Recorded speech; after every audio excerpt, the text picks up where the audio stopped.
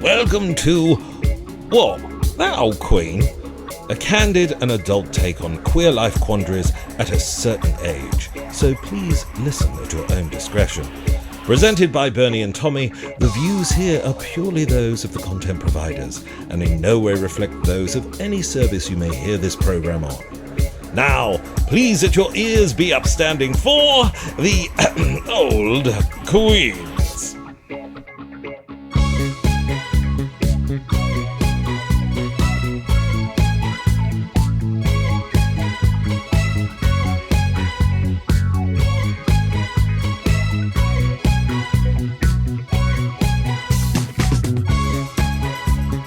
Hello, Tommy.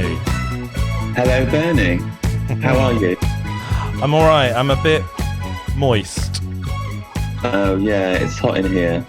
Yeah, I mean, last night was slightly unbearable because it was so hot. How did you sleep? I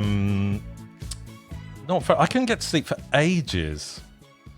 But then I slept okay. I think I kept having a reoccurring dream, and I can't remember what it was, but it was just like it was the same thing over and over and over again. I hate those dreams. How about you? How did you sleep? Oh, I slept fine, actually. I got to bed later because I've been stuck in a rut of like watching the Real Life Wives of Beverly Hills, and I can't. I won't rest until I've finished season 2, which is quite frustrating because it's like not going anywhere, and it's just not going anywhere very slowly. But I just want to get it out of the system. Right. And we did tarot readings live on Instagram because I stood in for Miss Timberlina last night. And didn't we have someone from the Real Housewives of Beverly Hills look at us? Yeah, so there was a character called Cedric who is like one of the main characters, Lisa's, who's British, like her gay best friend, who she has a big fallout by the end of season 1.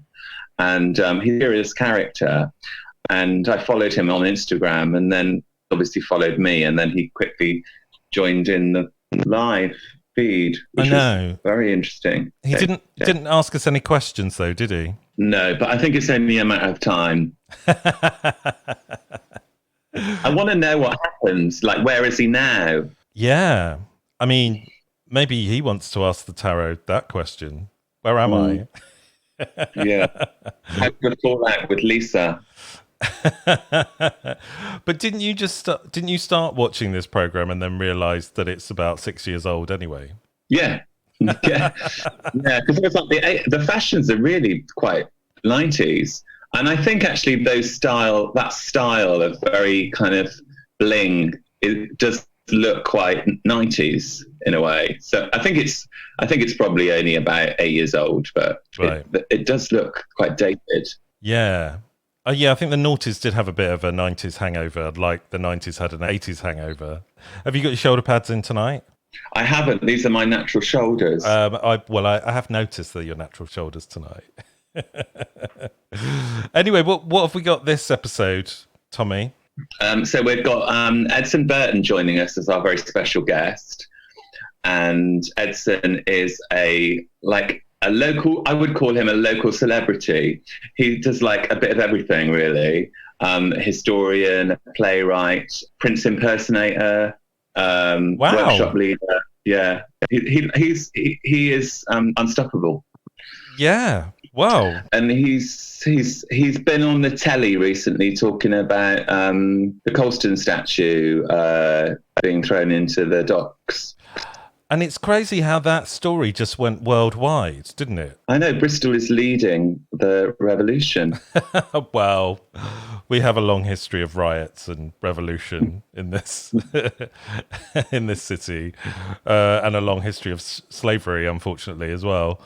But hopefully we're turning the tide on that one by throwing Colston in the river. And do we have a What That Really Old Queen as well? Yeah, so I just feel like, I'm interested in people from history And it just seems like there's endless of anyone that I could choose, really. I'm currently kind of in the middle of like about 4 different books of people, because I love listening to audio books around biographies. Yeah. And there's so many people that I could choose, but I just thought I fancied doing something a bit random. So I got this list on Google of like A to Z LGBTQ plus people, and just picked like one out of the first A section. And this person is called Elvin Ailey, and he's was an influential choreographer in America. Yes. And he's a dancer as well, so he's beautiful. Yeah, Like, he's beautiful. at any age, he is beautiful. Great. So, well, how did he start his career then? So he actually was born in the 30s in America, and led quite a life that he was always traveling around with his mother, quite like being constantly uprooted and involved in a spiritualist church. And as you see the kind of work that he makes as his career develops, that is a massive influence on the dance work that he creates. He started doing movement and dance work in black clubs in the 1950s. And he danced with Maya Angelou, who is actually one of my favorite poets. Yeah. She writes the poem I Know Why the Caged Bird Sings, which I just remember being so significant to me when I thought about Black lives, like when I was growing up. That was one of the poems that we read for my GCSE. Yeah. And he danced with Maya Angelou wearing a leopard skin G-string, and she was in blue feathers, which I quite like that idea. Maybe we could reenact that. Yeah, which one do you want to be? Well, I'm getting the distinct impression you want the feathers. How could you tell that? I could just see the glint in your eye. I want the blue feathers, so I guess I'll have to have the leopard skin G-string. Okay. Well, I look forward to that incarnation. But when he creates his kind of most significant work is in New York, in the kind of cultural heart of New York. He creates an all-black dance troupe. And this is quite revolutionary at the time in the late 50s and 60s, because dancers were most often like skinny white people. And so to have these like strong black bodies was quite revolutionary for audiences back then. Yeah. There's a brilliant description of the movement being sleek bodies moved like mermaids across the stage, bump and grinding. It sounds amazing. Yeah, and his movement that he created was like this fusion of styles. So it came from like the spiritualist church. Yeah. So he was born in South Texas in the 1930s and led this kind of nomadic life. And within this period, the civil rights movement was very much rising up. The piece that he's remembered for, I think, and I watched a brilliant documentary, and you can watch it on YouTube, is a beautiful dance piece called Revelation. So it has the kind of themes of freedom and slavery and spiritualism. The movement itself is very lyrical and kind of sensual. One description of him, which I really like, was that he was the Earth Man. So he's kind of like a big man. And this is one critic saying that he seemed to just grow out of the stage. Oh, wow. And I just love that description of someone that kind of being born to perform and being born to dance, and that they felt so, like the stage was actually the soil for them somehow. Yeah, their natural habitat where they flourish. Exactly, and I think he did. Well, obviously, he won loads of accolades, didn't he? I did do a little bit of research on him. Yeah, I mean, it's interesting because I hadn't really heard of him. I don't know that much about dance, so it didn't really surprise me. But the movement itself is beautiful. So I highly recommend people watching. I didn't really find out that much about his private life. I think that he struggled with his mental health. There were sort of periods of heavy drinking. He did have a mental breakdown. Sadly, he died of AIDS-related illnesses in the 80s. But his legacy is through like those beautiful movements that continue now, and that dance company still continues and still continues to be influential. Well, I loved this quote because there's a quote on his website, which is alvinainley.com, and it's from the New York Times, who said of him, "You didn't need to have known him personally to have been touched by his humanity, enthusiasm, and exuberance, and his courageous stand for multiracial brotherhood." I mean, that's a pretty telling epitaph, isn't it? In many respects. Yeah. When I was thinking about him as well, because I know you do so well with the Instagram, and you always put up these lovely pictures of all the people that I choose, and I just thought that would be it would be lovely to see all these beautiful images on Instagram of him. Yeah, well, instantly when you said you were going to do him, I had a little Google search and looked at some of the pictures, and they just look beautiful because I mean, he's a beautiful man, and a lot of them are of him in action as a dancer. So yeah. So where did you say there was a documentary on YouTube about it? I think it's actually on Vimeo. Yeah, on Vimeo, and it's very much centered around the dance piece Revelation. Right, and you can see parts of the choreography on there. Oh, amazing. Okay, well maybe I'll put a link in the bio for that because I haven't watched it, but I quite like to watch it. I like a bit of dance. You know, I've done a few dance classes. I can move a little bit. I'm not the greatest dancer, I have to say. I was always like the person at the end who's slightly out of sync with everybody else on stage. I'm totally uncoordinated in that department. Yeah, but I feel like if I'd done dance classes as a kid, I probably would have been way better at it, you know. Well, I did. I mean, I was dancing. Yeah, I did all the dance classes. I did tap, jazz, and then I ended up doing a degree that was in dance and theatre. Oh, wow. I mean, I quickly stepped out from the dance classes just because I'm totally uncoordinated. Yeah, well, you're not that uncoordinated. I can't follow a routine. Well, neither can I, but you know, you fake it till you make it. I did do when I was doing my drama courses, I did do a ballet class once because as part of the dance class, and I think the dance teacher was kind of pulling her hair out with me quite a few times. I think she knew that I could probably move, but I just wasn't getting it right. But for some reason, we did this ballet class and I instantly did everything correct. And she was so shocked. She was like, how come you can do this? You can't do anything else. So I kind of feel like I've missed my calling as a ballet dancer. I think you have. I mean, maybe I can, you know, rekindle this thing in my 50s. What do you reckon? Or is it too late? I don't think it's very good for you. Like, it looks beautiful, but it's not very good for the body. Oh, is it not? You see dancers like that have worked hard in ballet. Their bodies are fucked by the time they're 35. Or maybe I won't do that then.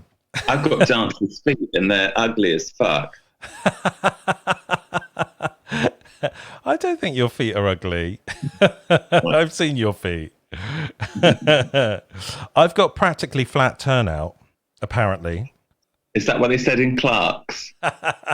No, it's what my dance teacher told me. And I went, oh, is that a good thing? And they went, well, maybe not in later life. So I don't know what my practically flat turnout is going to turn out to be. Hopefully nothing too serious. So how's the rest of your week been? It's been like up and down. I'm very aware that I've been on these podcasts moaning and complaining. You don't always moan and complain. I think you've only done one moan and complain that I remember. don't want to be that person. And so I'm not being that person. And actually, I've had a really productive day. I've got an online show tomorrow, and so I'm getting ready for that. Oh, and yeah. It's shaping up quite nicely. I'm looking forward to it. I think it's going to be a lot of fun. Annette Curtin. So when's the next one after this? Because obviously this will go out after this one, won't it? So we can't really plug this one on this show. She's still in negotiation, so we'll. Okay. That's yet seen, really. I think Annette's she's awaiting government guidelines for live performances to see what happens, really. Of course, as we all are. And she likes a Saturday night slot. But Who doesn't? Yeah, but maybe as things progress, maybe Saturday night might not be the best night for her. Well, this is true. Is Annette quite difficult to work with, Tommy? There was a lot of wrangling with her contract because now we're working with the Bristol Arts Channel. Oh, yeah. She wanted top billing. She wants her own dressing room. There was a lot of back and forth before the signature was signed. And now it's going to be on Bristol Arts Channel. Is it going to be more highbrow? I mean, are we going to see ballet? Absolutely not. Oh. Right. Okay. Well, I'm pleased to hear that. But we do have dance. We do have dance in the next one, which will be obviously have happened by the time this podcast goes live. Okay. All right. Well, well, we can probably say what it is then, because it's not going to spoil the surprise, is it? No. So we've got Josh and Rosie from Impermanence. They're combining their both names to be Jerosie. Jerosie? No. No. Josie. Josie. Josh and Rosie. Josie. Okay. Yeah. Is that what you call them as a collective couple anyway? I don't really know. I mean, probably. Have you ever tried to combine our names together? Bomb. I think that works for us, doesn't it? I thought you said bong. I said bomb. Well, I am atomic. Or Turney. Yeah, I like it. I mean, unless you can think of anything better. Bomb Turney. So if we become a celebrity couple, that's what the kind of that we were talking. We were talking about this the other day, weren't we? Because I'm putting this out there as a challenge to this morning. Pip Schofield, who's the Holly Willoughby and Pip Schofield. We want to do a swap. Yeah. So we want to present Good Morning, and they can present What That Old Queen. So if anyone knows Pip or Holly, well, I think you know someone who knows Pip or Holly, don't you? Andy Peters. Oh yes, I do.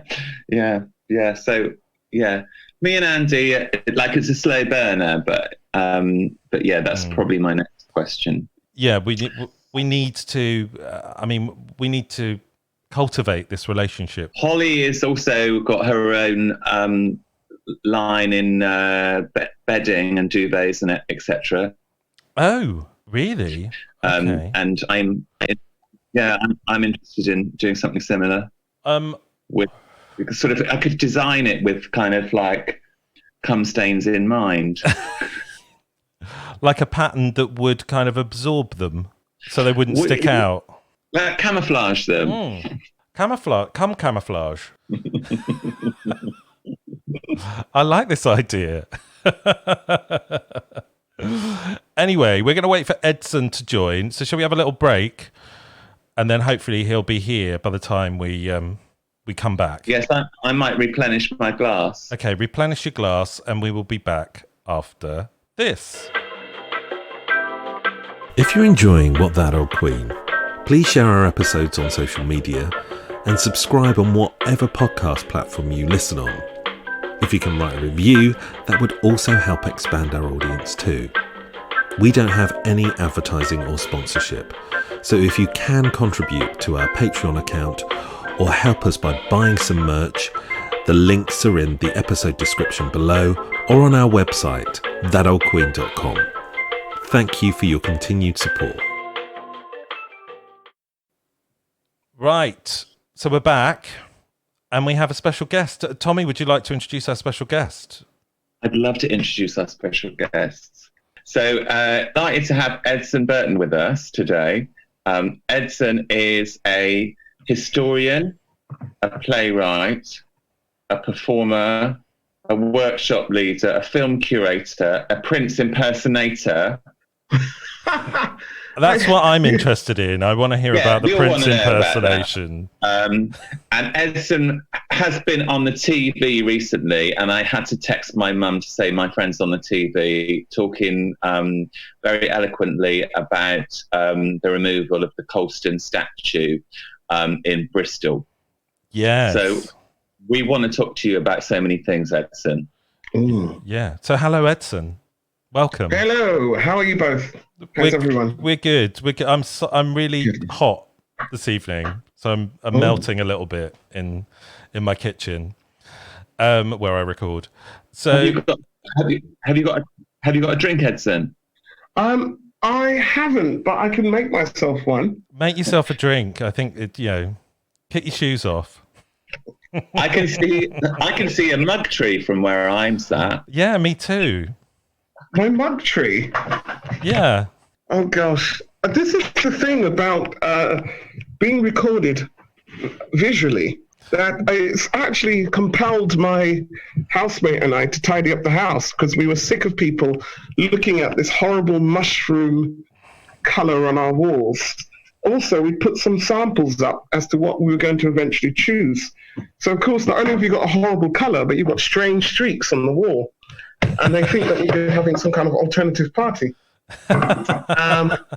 So, yeah, it galvanized the kind of the vanity of Zoom.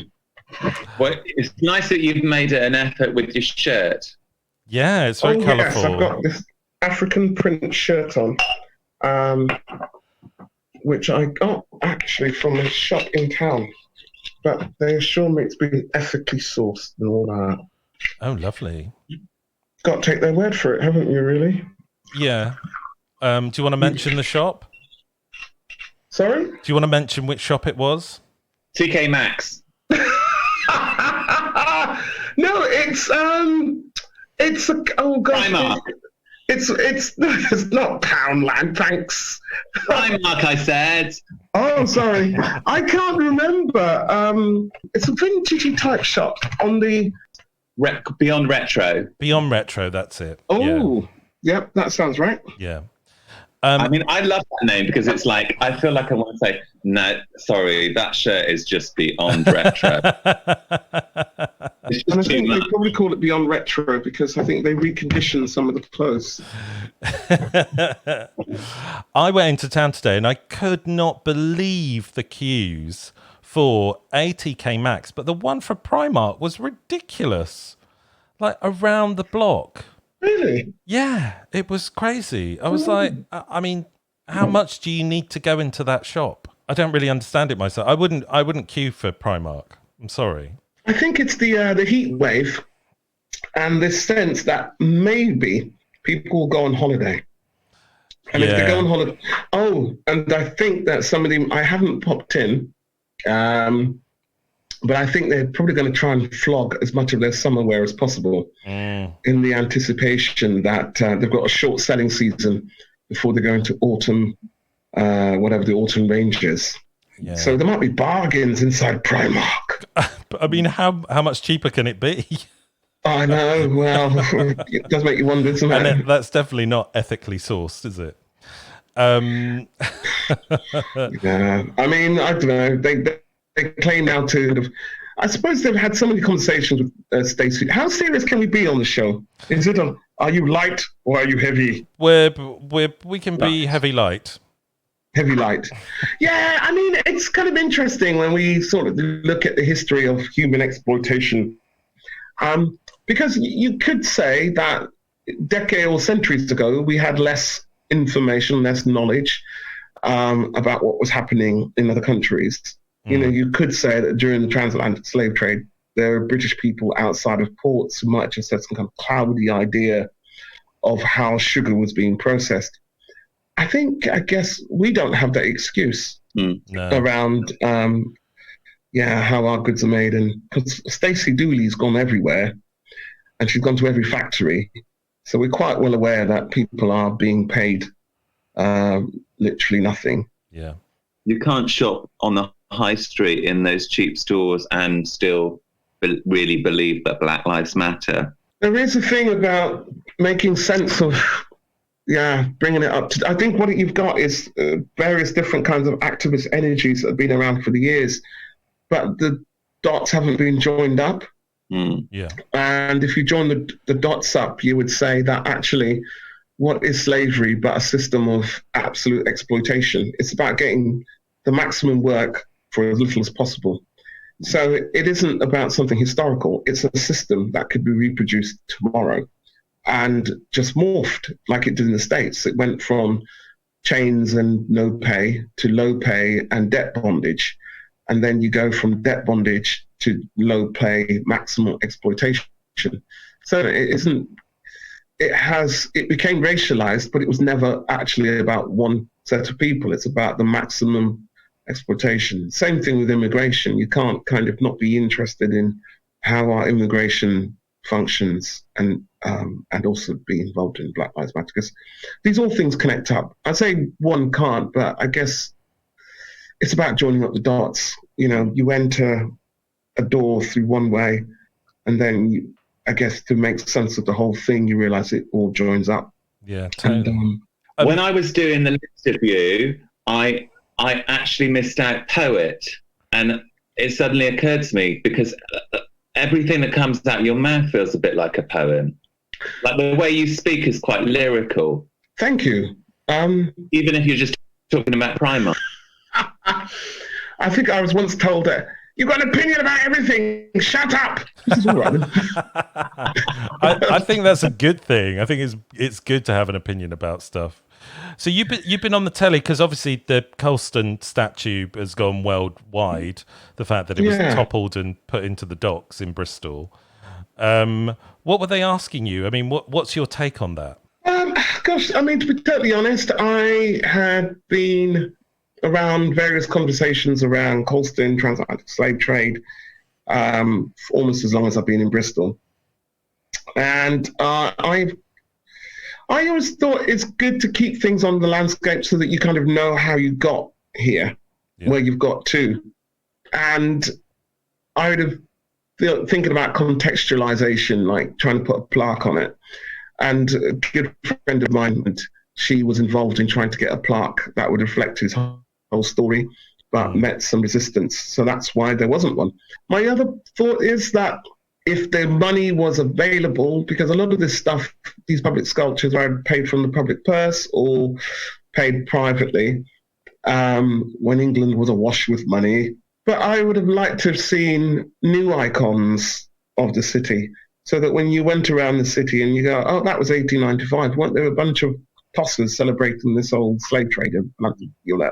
And then you go to 2020 and you've got a whole different set of sculptures celebrating people who are normally invisible, LGBT, people of color. Or even just women. I mean, I was going to say, there's so few statues of women. Yeah, I was going to say, I mean, it's Queen Victoria or nothing in Bristol, isn't it? I think it's so in a sense, what I kind of feel the biggest flip is to create an interest in ordinary lives. Yeah. I feel that I grew up in a curriculum that was geared to what the elites were doing. So this is what the king did, this is what the queen did. And you think, well, what's the life of the peasant who just suddenly has their taxes raised 100%? What's the life of women in that period? What's the life of... So it's really about the kind of taking the heritage history, which I think has in some ways been less about us, less about ordinary lives, and the heroicism within it. And it's really been about the life of elites. And maybe to do something without its kind of communist overtones, but which I think they tried to do Soviet Russia, kind of make it about the people. And I use that allusion without kind of meaning to, celebrate. I only wrote one question down for you on my post-it note, right? Which it feels like we're sort of talking about. We're talking around it now. Is like, do you think that there's too much emphasis placed on statues and symbols that sort of take away from what the main issues are? So I think with any movement, there are lots of different energies within Black Lives Matter, and there's generational activism. There's activism that comes from within and outside universities. I think the decolonization argument, statue busting, has been something quite prominent in some activist circles, but it's not been a priority among all. So what you're kind of seeing, I think, with the statue emphasis is a difference of priority, but also of geography. I mean, in the US, which is quite different from our context, you've got, if you're a Black person living in the South and there's a statue of a slaveholder and a Confederate soldier who's honored, then there's something, I think, very immediate and visceral about that person occupying the space. Not just because they're about history, but because of everything that happened afterwards, the terrorism, the Ku Klux Klan, and the official figures. I think in terms of British sculptural art on our landscape, I think the relationship in some ways is a bit more complex. If you think of Oxford, then actually this Cecil Rhodes and what he meant, especially from students coming from East Africa, I think it's quite extraordinary to have this man on their landscape. It's a very complex issue, that one, isn't it? Yeah. So I can totally respect where that energy is coming from, but I think underneath it is an attempt to create a conversation. So we got to be careful we don't get caught up in the Instagrammable spectacularness of it. And it's the conversation is like, what is the story of what it is to be British? What is the story of to be part of this country? And the narrative has changed. And I guess in some ways it feels a bit like the heritage we've had isn't fit for purpose anymore. That we've departed so radically from what Britain was in its vision or articulation of itself, 1950s, that we kind of need to shift the gear. And we can't, and I think that's one of the problems of having conservatives, and I mean that small c and big C, in terms of holding our education system and also our heritage system to an extent. There's some freedom there and some not, but that shift around making sense of what it is to be British now has been held back. And it isn't just about what it means to be British now, it's about so many voices that were silenced. You don't fit the national discourse. It's saying, actually, we do. And so when we tell the national story, we want it to have all these stories. We want it. It isn't revisionism that we're making up fictions. The fiction was the exclusion. So what we had before was storytelling around and his 8 wives, except for the politics of gender that reveals. It's not a sexy story, So it's if so much of what it is to be part of a polity, what it is to be part of a country, what it is to imagine oneself as integral to the nation and building its life and its sense of self, so much of that has been left out. So Black Lives Matter is the tip of an iceberg, and that's what's painful when people say, oh, they're trying to get rid of our history, or they're trying to destroy us, or, white lives versus black lives. And so actually, this is a catalyst for something which actually would integrate so many stories. How many people know about the Toll Puddle? Peterloo? You've got white working class people who are interested in the stories of British working class, who are trying to do this work in film, as well as saying, well, actually, never mind people sending you off to war. These are the struggles, these are the heroes that we're trying to actually create some dignity and space for people who are working class as well. Yeah. So I think so that's the thing with the statues. It's kind of like, look, yes, but when you've opened up a space, it's like smashing open a ground and there's this huge crater. And it's what you're going to fill it with. That's the start now. You've got a bald, scorched earth, and what's going to grow on top. And what grows on top is going to be a discussion. It's never going to be the imposition of one thing out the other. You know, and in that context, I think there is a feeling that we need to shift. But the change is for everyone. The changes for, you know, for women, for QT-POC, LGBT, so much of life in Britain, so many lives have been excluded. How can we, you know, where do I begin with the names of people that, you know, have given so much to the nation and been discarded, left out, been silenced? And I think you're right in that sense, is that it feels so that people just want a very sort of simple narrative, because we spend so much time on social media. That there is this, like, just, you know, an Instagram sensation, like you said. It feels like that's what we really need. Yeah, and to have a simple discussion around something. The reality is it's much more nuanced. It is, but I think that nuance is graspable. It shouldn't be left to academics and people and specialists. One of the great things about this time is the plurality of people who are interested. I think what we need, and it's interesting why Akala and Remy Lodge are being cited. It's in a disrespect to them, but a lot of that work has been written before. But what they're great at is translating some of the stuff which has just been in academic or race relations or interested circles. We've been watching those videos in my place of work. Yeah. Which is like, and that's part of our work, to watch them. Yeah. And so but I think so the accessibility of conversation is great, but I think how do we renew, so like Instagram and Facebook and whatever, and what they do, because the algorithms, I think, is create this really extreme distortion of conversation, and also kind of creates bubbles of thought. So what's kind of weird is that, you know, when you had the right wing march in London, and also we had a lesser gathering in Bristol, but they are hearing loads of conspiracy theories. There was even a completely fake report of a white guy being stabbed by one of the Black Lives Matter protesters in London, and it was made up.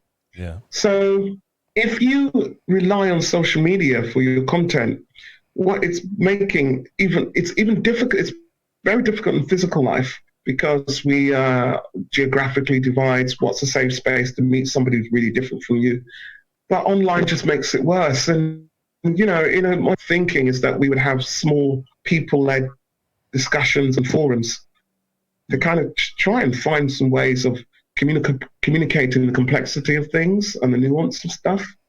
You know, it's like no one's trying to erase, you know, everything, but it is about why are some people really pissed off. I think it's important for you to kind of understand, and why are they holding on to stuff so much? It's because actually that's been part of their heritage for so many years, and making sense of, it's like if somebody told you that a beloved relative or friend was actually abusive, and you go like, oh, sugar, you become defensive, denial, and then you kind of, how do you square that with them being lovely to me, or leaving this behind? It's like, you know, if there are people clinging on to stuff because it's their kind of their birth story, their origin. Yeah, their identity.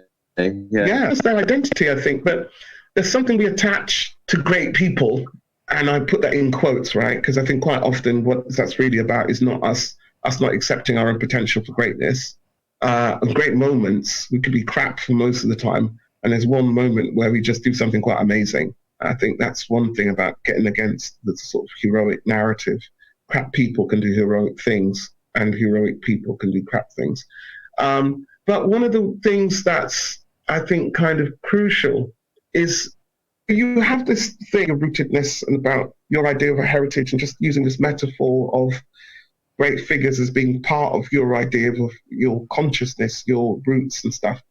But we attach a nobility to heroism. Like if someone's really beautiful, we think they're kind, we think they're nice, which is really weird. They're like, they just were born good looking, whatever that means, right? It's like, what is that? How does that value their ethics? And so there's a sense that it isn't just about the identity, but it's also about how we, what we attach to great figures, how we deal with human complexity. And really all we're saying is that how do we deal with the complexity of ourselves, right? So we're sort of outsourcing our own sense of our complexity. We know in our internal spaces the crap stuff we think, the cowardness we have. You go, like, yeah, that was, I surprised myself. But yet we then have a child's-like view of these national figures that we cling to or not, and either get disappointed when we find that they have affairs, like Martin Luther King, or we find out that Winston Churchill, war leader, but also racist, and actually, yeah, the miners, talk about how he turned troops on the miners, talked about his response to the suffragettes. So squaring these things, and that's the thing, and it's like pulling history, we kind of have to come to a place which is around the complexity of history and being grown up as a national heritage story, as opposed to it's got to be one thing or the other, goodies and baddies, because it isn't. Well, no, I'm going to bring this conversation back to you, Edson, and ask you what you've been up to during lockdown. Tom, you've got some idea of what I've been up to in lockdown. Well, I say that because I'm really enjoying your Instagram. You've been working that gorgeous body. I feel like you're getting much fitter than you were. Is that true to say? I think that's become evident. Yes, it has become. What he means is I've become leaner. Okay. And stronger, and you're like shifting these big tires around and stuff. Oh, the tires are probably, the irony is, so what have I been doing in lockdown? I'll start with the Instagram stuff. I kind of thought to myself, how do I stay sane and in a place of good well-being, mental, physical, and so on? So I kind of thought, I do like people. I also like a bit of time to write and quiet. I'm committed to going on a socially distanced walk at least once a day. So a circle of friends who live locally and in a similar situation, either want a housemate, blah, blah, blah. And I also thought I want to keep fit. So the gym's all closed. And then I kind of thought about, well, when I was younger, I used to went into the garden. My housemate's normally responsible for the garden. He points at things and goes, oh, that's a cherry. And I go, really? It looks kind of dull and green. Oh, it will blossom into a cherry. Wow. So I discovered the garden that I'd been, I'd been paying for 18 months. Discovered it this year during COVID, and discovered that we had logs. Logs, right? We have a fire, but who wants to start a fire with the logs? I lift them instead. And I basically started to put together routines based on what was available, and body weight exercises, and just using stuff like I've got a keg, which is empty, so I'm using that to lift, and then the logs and stuff. And then I've got an exercise buddy, and we go to Eastville Park, and we just push ourselves really hard with combinations of body weight type stuff. And the tire was a fantasy.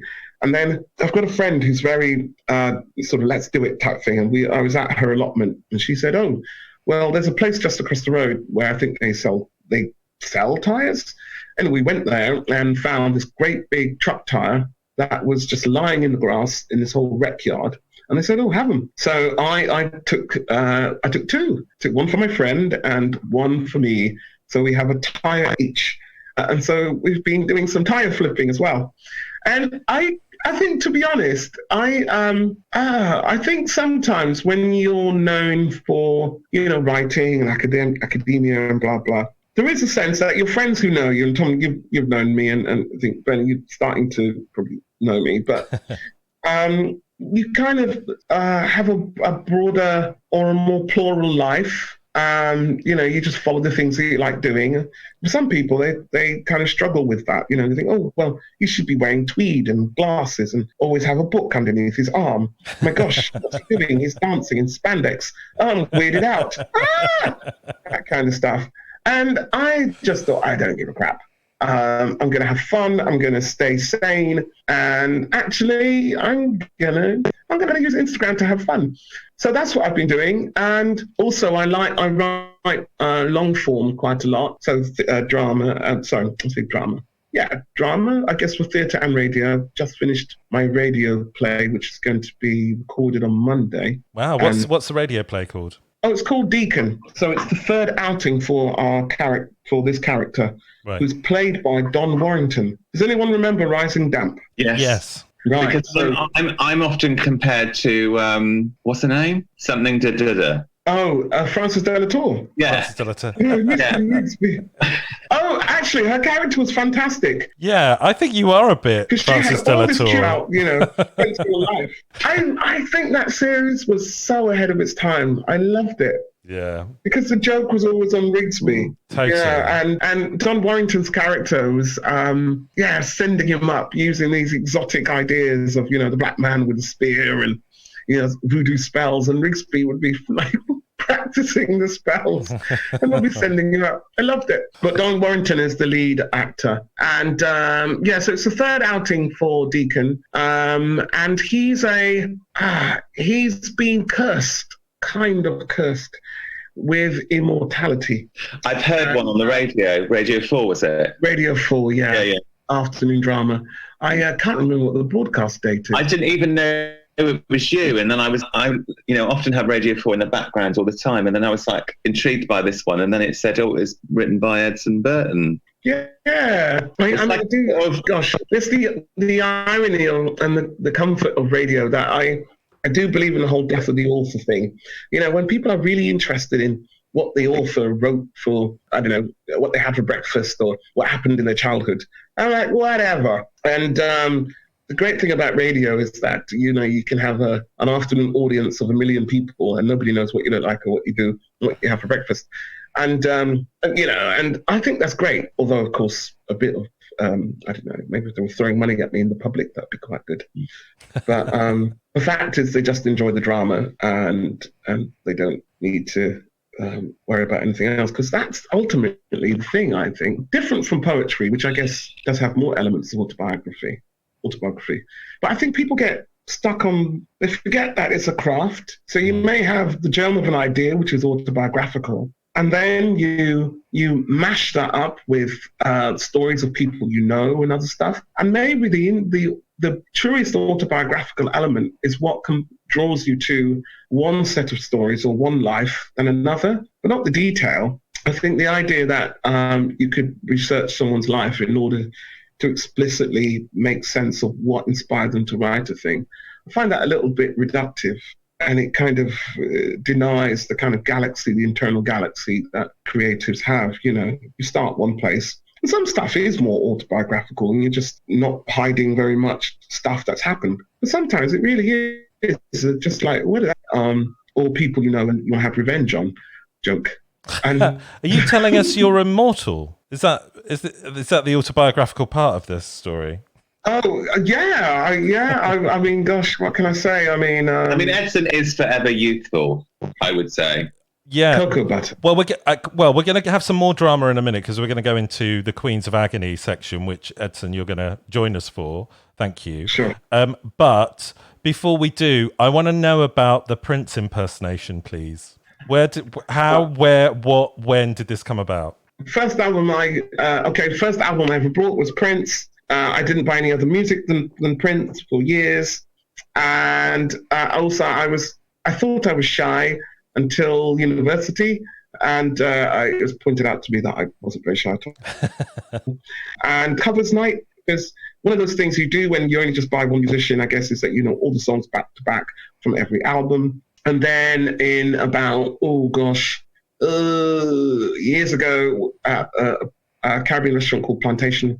We did a Prince covers gig, and then with Claire Lowe and Wig in a Box and Kiki, we did a collaboration, and we hosted a Prince night then. But I didn't. Oh, and you wore my leggings. I wore your. No, well, they were not your leggings. They were like leggings like yours.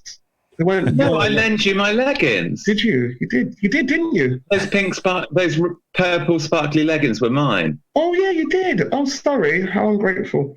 Oh yeah. I also, no, sorry. Can I just? I've got to mention this one. So we did Black Star film season, the BFI, and it was the year that Prince died, and we screened Purple Rain in Colston Hall. No, that's when I lent you the leggings. That's right. That's when you lent me the yes, and it was absolutely, honestly. As a Prince fan, I could have died and gone to heaven. There was a stage invasion after the end of Purple Rain. Security guards just, literally, they just dropped their hands and said, "Forget it." And people would hairdresser is obsessed with Prince. She's just completely obsessed with him. And what's the favourite song? I don't know what her favourite song is. No, but she went to that night, and I was just yeah, she had a great time. Can I do a little rendition? Yes, please do. Yes. Guess I should have known by the way you parked your car outside, baby, this one gonna last. See, you're the kind that leaves making out once, love them and leave them fast. I guess I must be dumb. She had a pocket full of horses, Trojan, and some of them used. But it was Saturday night, I guess I'll mix it all right. And you said, baby, what have I got to lose? Honey, I said, little red Corvette. Baby, you're much too fast. I was going to do Prince, but I thought I'll Kiss. But I thought I thought you were going to do Let's Go Crazy. That's one of my favourites. That was amazing. Thank you, Edson. I nearly joined in, but I just thought, no, I'll give him the limelight.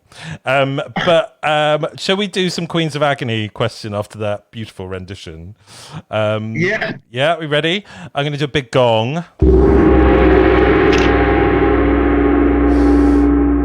Right. I thought you. It's so funny. It looked like you were getting your titty out then, Tom. But I realised you didn't have to. No, I'll do it tomorrow night. Okay, great. So here we go. Dear old queens, what is a bad trait that you've adopted from your parents? The time I've had with this pandemic made me realise a lot of things. One of them are my problematic traits and where they root from. I get irritated over people who find it hard to figure out things, that I sometimes get irritated with my boyfriend when he needs my help. I now acknowledge this more than ever and have apologised to him more than once.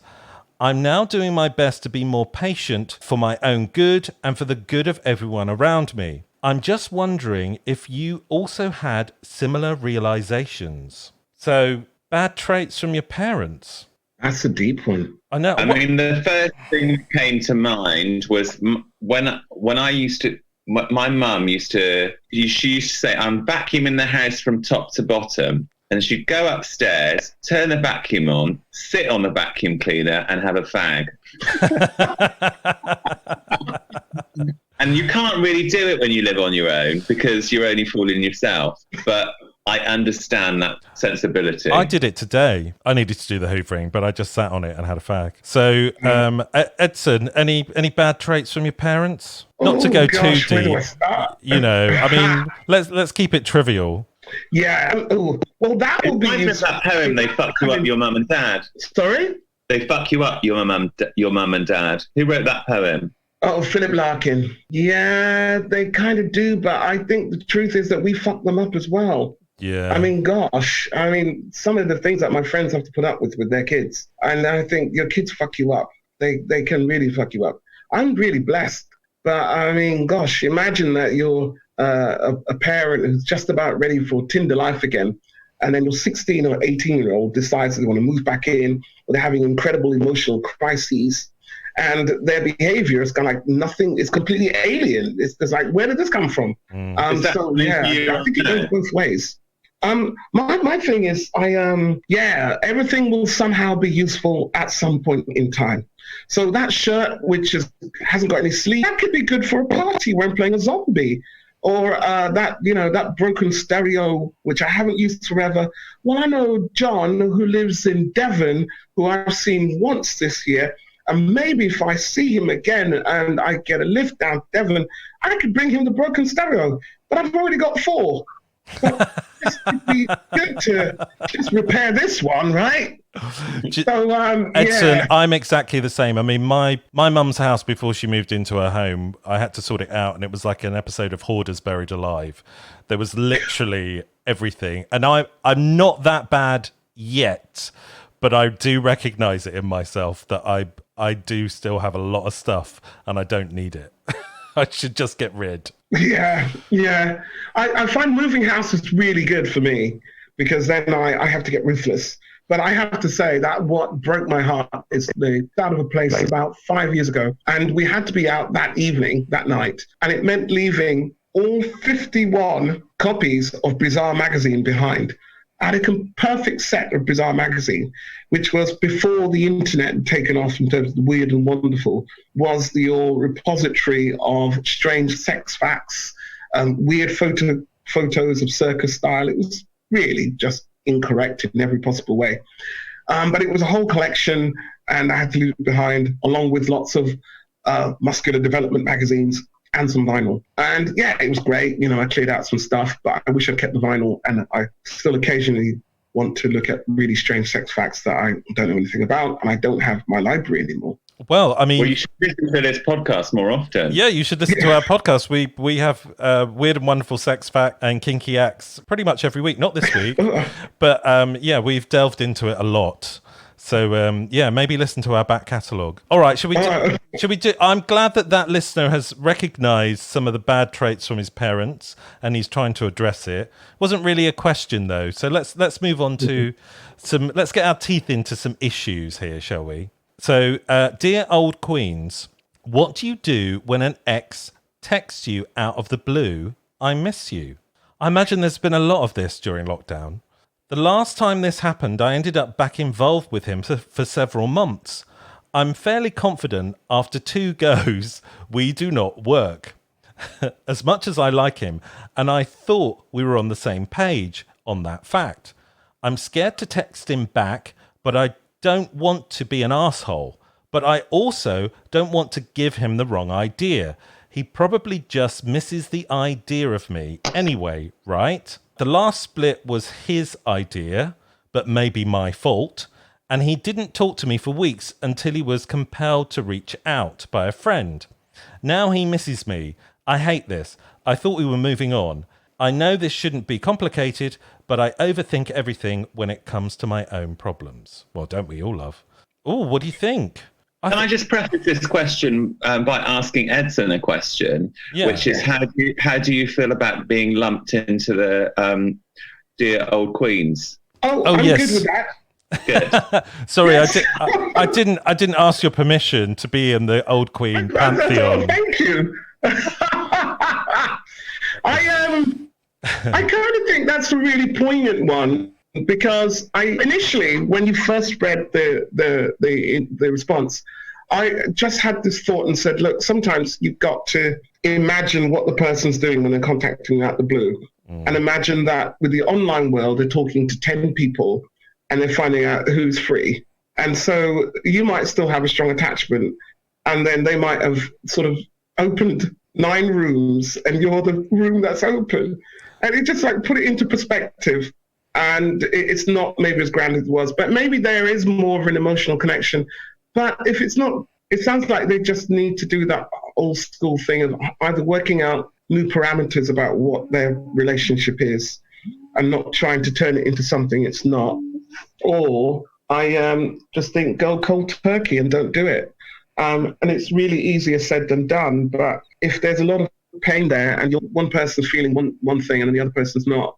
But it's an interesting thing that if you're preoccupying your mental life with someone that isn't right for you, then the story's not really about them. It's about you. Yeah. And it's just think what else is going on for them. That means that they're not finding some other kind of, find out who is right for them and put this down. And they'll find it easy to put it down.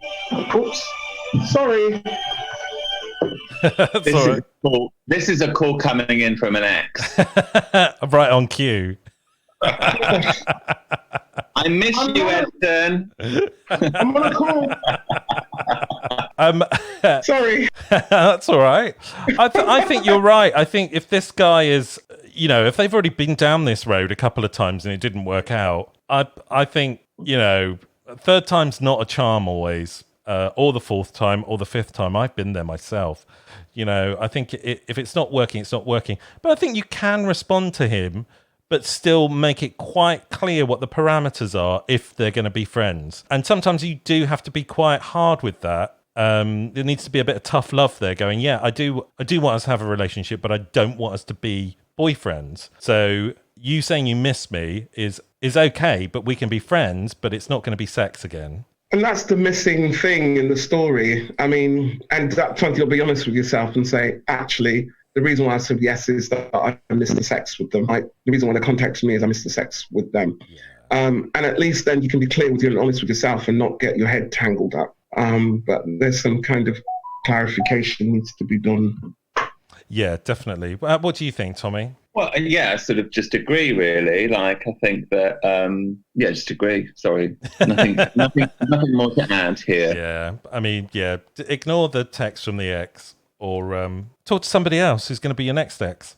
I think that you could put it into context with what's happening at the moment, with the world. Yeah. And I think there's, people that I've seen that I really miss because they're being, because we can't see everyone, or we can't see everyone in how we'd like to see them, right? And so I have sent people, I guess I've sent people versions of that text. Yeah, but I think that's I think it might be a different matter. I mean, it's just trying to make contact in quarantine and making sure everyone's all right. And you probably do still have feelings for that person because you had feelings before. But I think it's quite clear. You need to be clear with yourself and them about what those feelings are and whether this is going to turn into another go at a relationship or not, or whether it's just going to be a friendship. I mean, it's quite interesting that I had lots of text messages from exes, when COVID started, just because I guess people were just checking in, but it's quite hard to read if there's another agenda going on there. They're working out who they want to lock down with, Tom. Yeah, maybe. People are working out who am I going to live, and if I get ill, who will I who's kind enough and empathic enough to look after me, and when I'm better, have sex with me. That's what. That's what we all want, right? Anyway, let's move on. Final question. Dear Old Queens, is Facebook, Messenger, and the rest of social media hurting your relationships? Okay, my boyfriend is on Facebook and Messenger way too much for my liking. He's always glued to the phone or tablet. Do we just have to accept this now? Has it gotten to the point where everyone but me is addicted to these things? Please tell me this is not so. Have you had this relationship problem yourself because of Facebook or Messenger and the green dot on the phone? What's the green dot on the phone? Well, Android's phones, I think there's like a green dot on the app, which tells you you've got a message. Yeah. So I think that's what he means by that. Okay. What do you think, Tommy? Is everybody so social media'd up that it's affecting relationships and friendships and whatever? I mean, I live on my own and I'm obsessed with my phone and I look at it all the time and quite often respond to things probably sooner than I need to. So I think I'm probably not in the best position to answer this question because I'm not in that situation, but I do look at my phone too much. I know that. Well, I mean, we've all been in lockdown, haven't we? I think it's the phone and social media has been the only outlet for some people, especially for me and you, Tommy, because we live on our own. There hasn't been anybody else to talk to. So, Zoom, Facebook, Twitter, Instagram, Grindr, Scruff, all of those things have been there to actually interact with people. I mean, I've gone so far that I've actually made a periodic table of it. of those different types of communications because I just went off on one.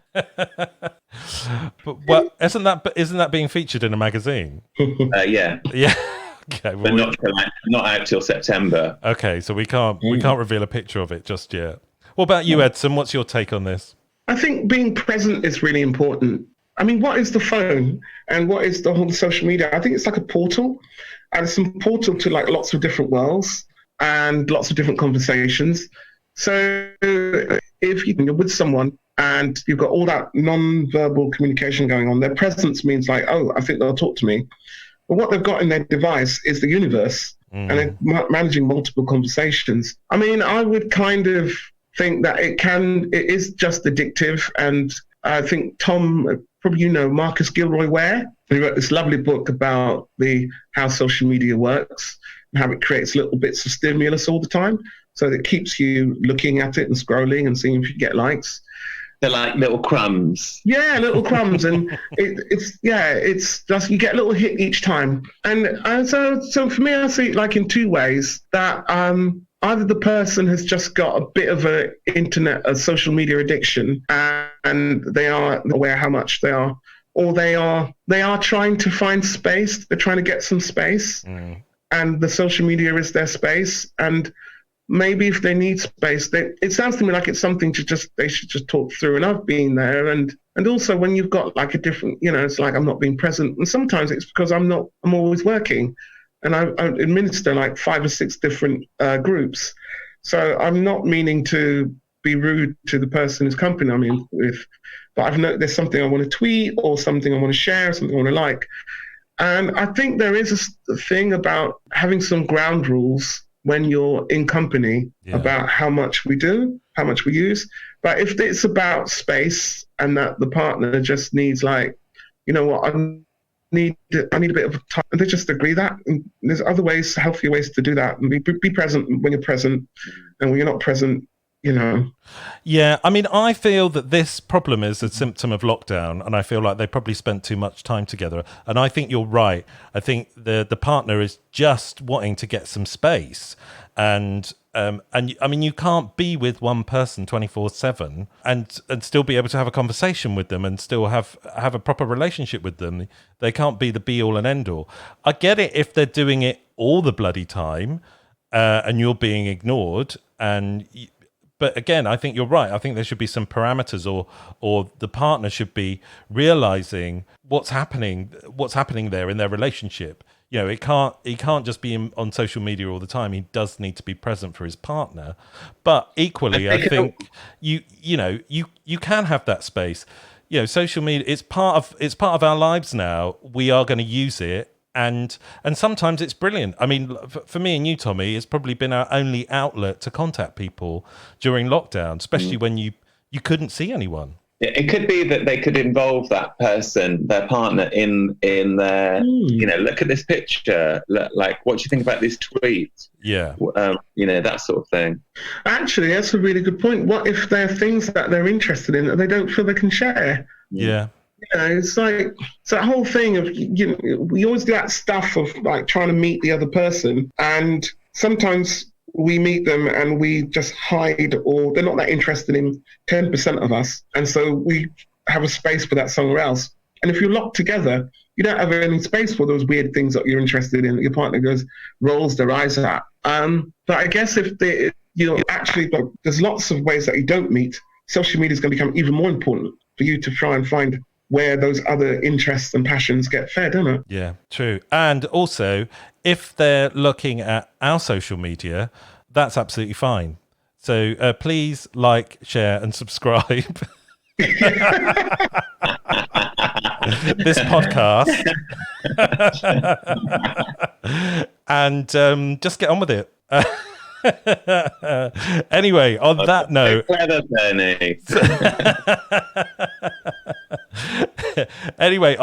I think we've come to the end of our episode. Thank you, Edson, for being our guest this episode. It's been wonderful having you here. Thank you for inviting me. It's been great. And sorry if I talk too much. Oh, Not at all. Not at all. We invited you, Edson. Yeah, it's given us an episode off, and you sang beautifully. I mean, that's amazing. I wasn't expecting that. I love it.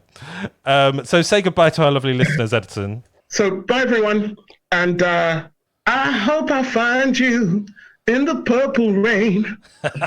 Amazing.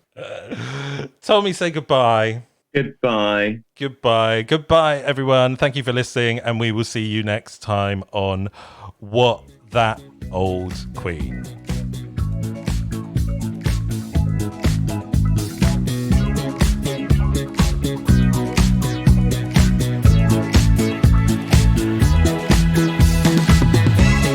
You have been listening to What That Old Queen, written and presented by Tom Marshman and Bernie Hodges. The show was produced by Bernie Hodges in lockdown 2020 for Hodge Podcasting. If you'd like to sponsor a show, or you'd just like to be a guest, or you have a question for the Old Queens, you can email on hello@thatoldqueen.com or find us on Facebook, Instagram, or Twitter.